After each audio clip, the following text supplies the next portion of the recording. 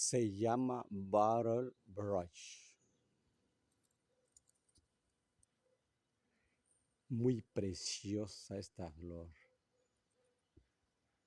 En español sería la esponja para limpiar las botellas.